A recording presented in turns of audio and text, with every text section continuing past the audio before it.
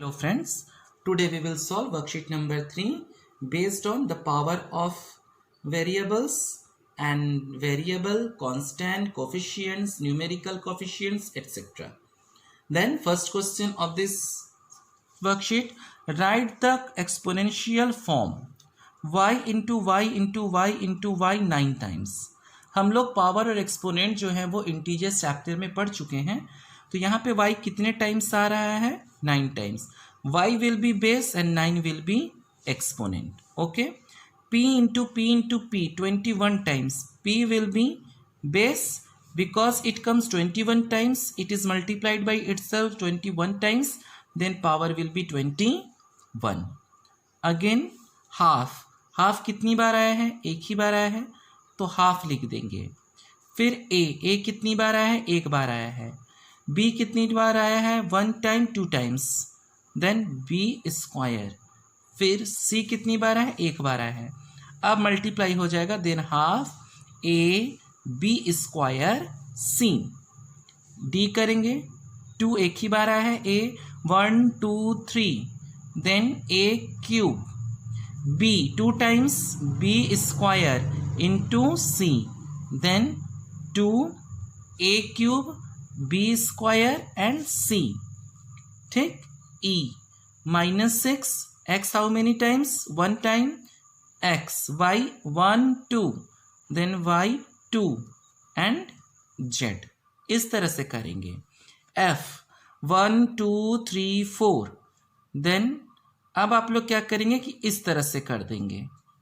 ये सही नहीं होगा. जब भी माइनस लगा हो तो ये माइनस भी 4 टाइम्स आया है. 1 टाइम 2 टाइम 3 टाइम 4 टाइम. तो हम लोग माइनस जेड को ब्रैकेट में लिखकर टू द पावर 4 लिखेंगे. और अगर आप minus Z to the power 4 लिखेंगे तो इसका मतलब माइनस नहीं, केवल जेड टू द पावर 4 वो पढ़ा जाएगा. तो इस बात का ध्यान रखेंगे जब भी हम एक्सपोनेंशियल फॉर्म इसका करेंगे. ठीक है. इसके बाद आता है जी. minus a into minus a into minus a 17 times.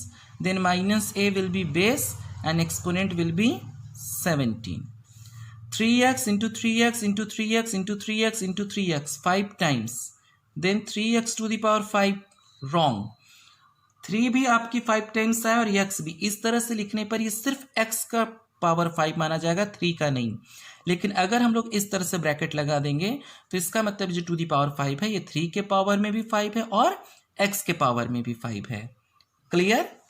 अब हम लोग क्वेश्चन नंबर 2 करेंगे. Right the product form of the following. तो y कितनी बार आया है? 5 टाइम्स. लिख देंगे y into Y into Y into Y into Y. ठीक है. x to the power 19.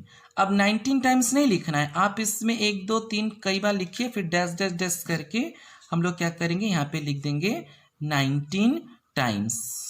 Okay. Now see 3 to the power 4 एक ही बार आया है. x स्क्वायर है means 2 times.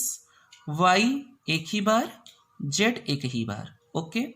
Now d a cube है means 3 times. a into a into a. b square means b into b. c. ठीक है. Then e 4 times minus a into minus a into minus a into minus a. ठीक. Then 2x cube. Then 2x multiply 2x multiply 2x. Okay. Minus Z to the power 30. अब 30 times आपको minus Z into minus Z into minus Z नहीं लिखना है, सिर्फ आप 2-3 बार लिख लीजिए minus Z into minus Z into minus Z. जब भी कोई बड़ा नंबर दिया होगा तो हम यही करेंगे, ऐसे डैश करके 30 टाइम्स लिख देंगे. नेक्स्ट -7 एक ही बार आया है. p एक ही बार आया है. Okay. Then q 2 times. Then q into q. r cube है means 3 times. r into r. Okay. Right the product form of 3x cube and 3x cube. Are they same? देखिए अब इसी में हम लोग इसके डिफरेंस को समझेंगे कि जब हम ब्रैकेट के बाहर क्यूब लगाते हैं तो इसका क्या मतलब होता है और जब ब्रैकेट नहीं लगी होती तो उसका क्या मतलब होता है। चलिए 3x क्यूब करेंगे, whole cube.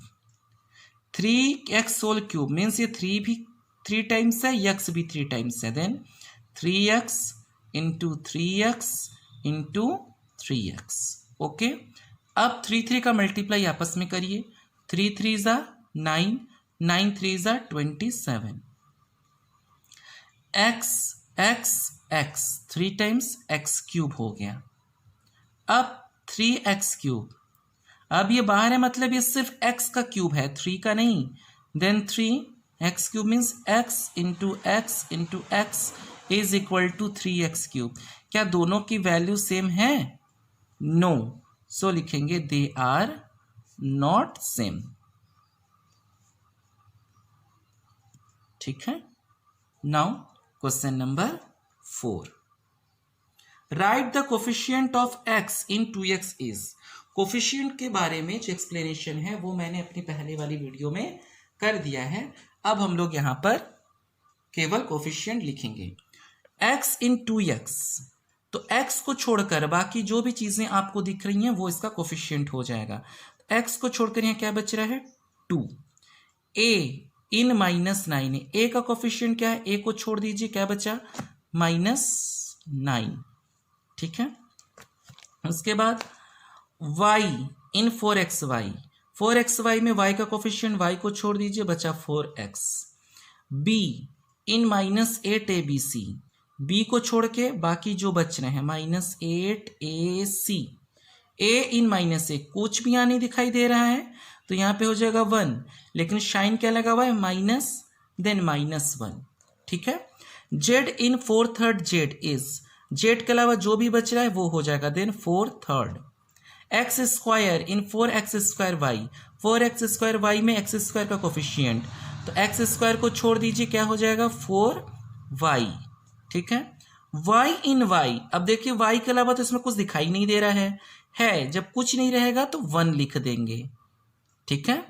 a in -12ab², तो a को छोड़कर बाकी सब लिख दीजिए, तो -12b²।